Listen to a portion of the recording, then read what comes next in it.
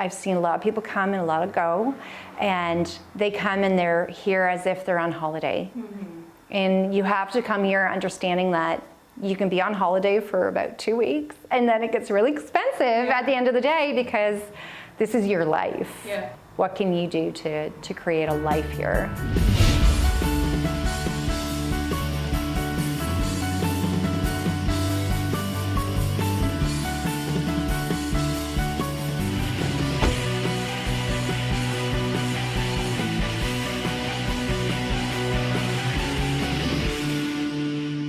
So in today's episode, we have as our guest Heather. Heather, it's great that you're here. So you moved to Javea about 6 years ago, right? Yes, that's right. Yeah, with your children, which is of course an amazing experience for them as well. And you set up your business, so it's really great to have you here, and you're going to share with everybody your story about moving here and everything that you have encountered and would like to have known before. And share all that knowledge with everybody out there. So it's great. So you moved, you're originally Canadian. Yes. But you lived in Sweden. Yes. And from there you decided to move to sunny Spain. Yes, that's right. What was the reason that made you Take that leap. Take that leap, exactly. Well, I did own a travel business, so we were always traveling to get to the sun, and realized that the north and the gray and the short daylight hours was too much for us. So we decided to look, and we actually searched the whole world and then we went down to a time zone, went down to a country, and then we found beautiful Javea. So for us, it ticked all the boxes here, with mountains and sea and the forest, which was really important for my children. Coming from Sweden, there was a lot of trees. so yeah, and then we decided here. So. You moved here with your children as well. Yes. What age were they again? They were 7 and 9 when we came. Yeah, that's young. I can imagine yes. for them. You know, they have to go to another school, different language, friends. Yes, yeah. How did they experience it? Yeah, so they went to Swedish school. So when we came here, of course they spoke English, but they'd never read or written it. And so we decided that to put them, because we did it as a test. So we came September 2016 and did through to the end of December to see if we actually liked it, because I thought that was a good idea, a safe first step. So we did put them into the XIC, which is Javea International College, as they already had the English language. So, and from day one they loved school. So that's really good. And did they have to, you know, besides school, I would imagine they have a lot of international friends, probably, maybe Spanish friends. How did they find their way in their place in the community quickly, or? Yeah, I think so. My son was very shy, and he really disliked school in Sweden. But he found another boy that was equally shy, a Dutch boy actually, and he just started blossoming. And then, you know, they have.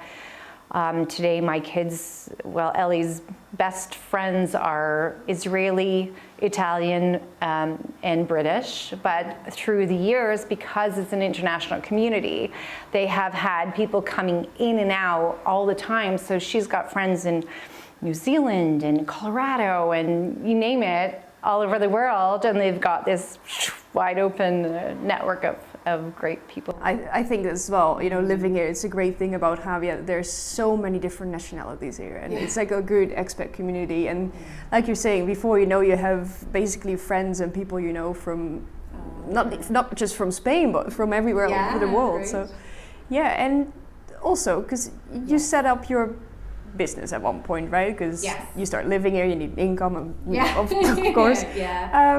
Can you tell a bit more about what the business exactly is, and also how you experienced the process of setting up a business in Spain? So originally when we came, we worked, and actually I still do to some degree, I work with a Swedish company. So I do work from home and have that, and that's a completely different lifestyle as well. All of a sudden you're going from an office space to being at home by yourself, and the discipline and all that.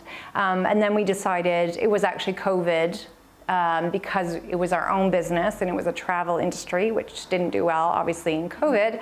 My husband lost his job.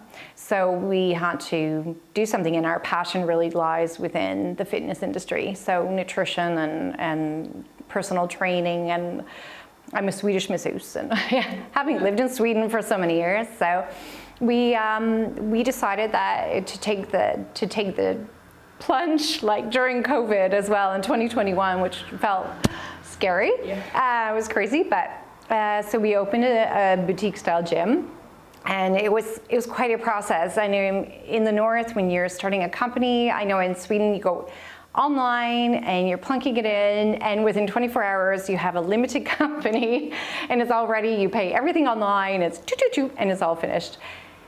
Yeah, it didn't happen like that here. You know, it's quite a process. We had to find a good administrative, it's called a gestor, and which is a weird word, but we found somebody that was really good, and that's a combination of a lawyer, accountant, bookkeeper. They even helped us to do our residency, change over our driver's license, everything. That's kind of like an all-in-one package. And then it was more finding the space. I mean, that's, you know, for us, I mean, if you're just starting a smaller business, a little store or something, you can take any space. So my husband searched for several months to find the right facility. And that takes that's a process. So really, I think, again, you have to come back to learning how to wait and do the whole, it takes time and breathe. There's a lot of moments of... Yeah, it's the same with finding a property to live in. Yes. It takes time to find... Well, I mean, there's people that find it right away, but in general, it takes time to see and look around and find that thing that really, really suits you and fits you. Yeah, because you have to find the right not only just the right type of house or type of building to have your company in, but also the right spot in the Javea. Location is what they say. Yeah. Exactly. Yeah. I think it would be nice to close this off with your best advice, if you could think of anything that you could give anybody who's maybe has children and thinks about moving to Javea, like the best advice you can think of. Okay. If it's a possibility, it's to come here and give it a try.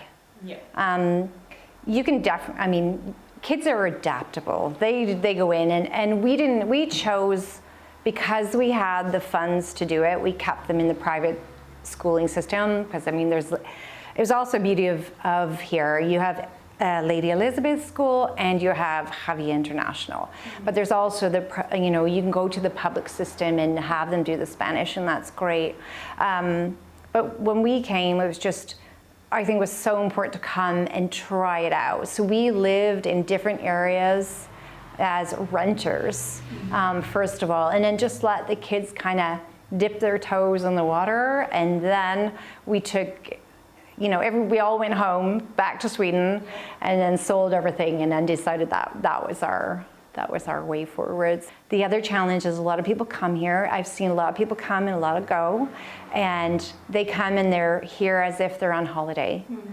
And you have to come here understanding that you can be on holiday for about 2 weeks, and then it gets really expensive at the end of the day, because this is your life, right? And you need to think about that too, that what can you do to create a life here and to be able to afford it in the long run. So is there anything that you know now that you wish you would have known then when you made the step to move here? Yes, I have a few things. I found out very quickly to just get a car that's already dented and scratched, and then you don't cry as often. It's known as the Spanish kiss, and it's very common in this country, sadly. We took a car back to Sweden, and we were just it's like a little scratch here, one there, and the curbs are this high, and so the whole front bumper is anyway. So I suppose that would definitely be one. A second one would be about finding out about your driver's license. Luckily for me, I went from well, luckily, I went from EU license. When I went from Canada to Sweden, I had to redo my license completely, and that'll be the same of anybody coming from the US or Canada. They would have to completely do their license here because there's no mutual agreement. And you can study everything in English, which is good to know, but the test is actually in Spanish.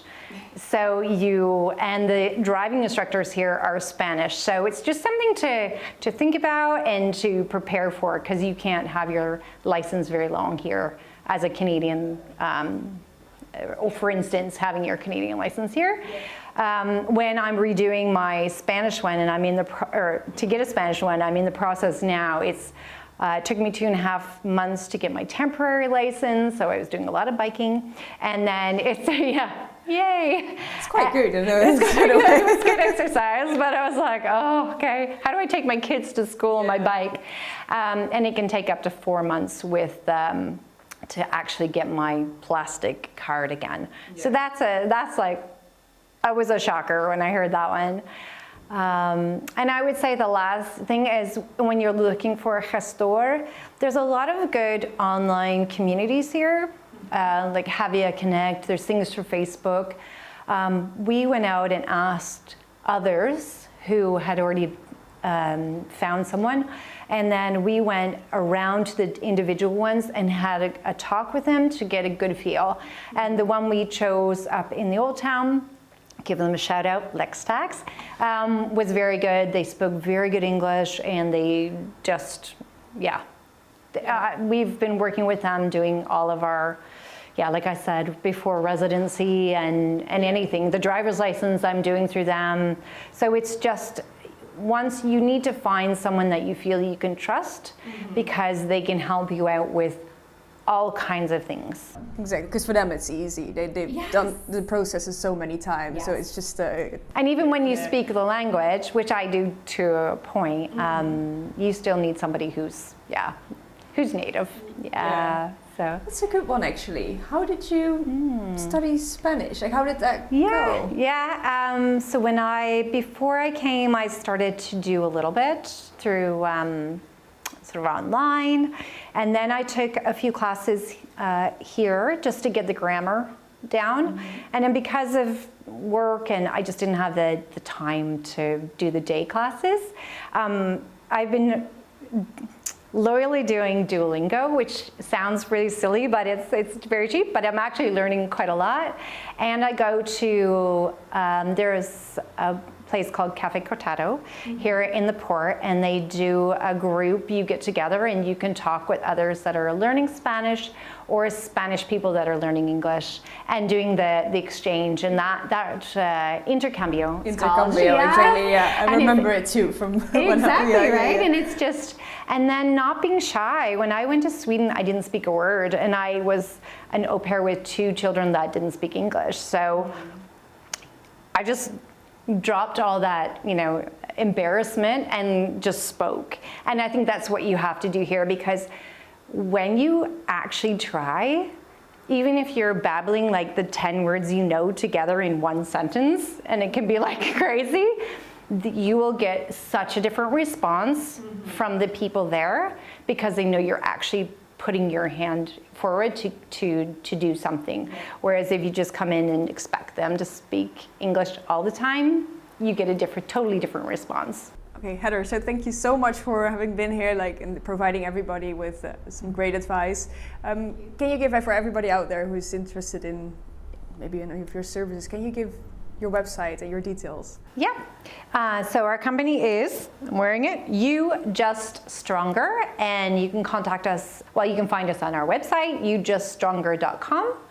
We're also on Facebook and Instagram, same name. So and we're here in the port if anybody would ever want to come in. Just for everybody out there, I will put all these details from Heather down below.